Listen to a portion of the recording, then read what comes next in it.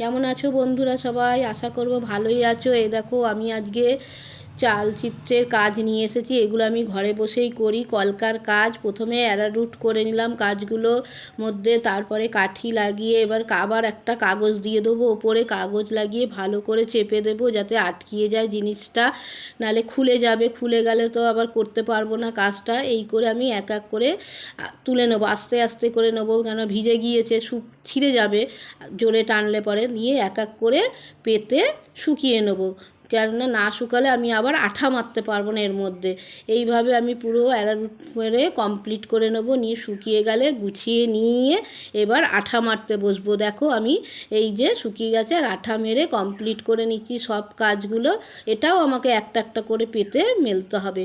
এইগুলো শুকিয়ে গেলে তখন এসে আমি আবার কি করেছি না, জড়ি মেরেছি এর মধ্যে। জড়ি মেরে কমপ্লিট করে আবার লাল চুমকি মেরেছি, দেখো লম্বা চুমকি আর গোল চুমকি মেরে কাজ আমার পুরো কমপ্লিট হয়ে গেল।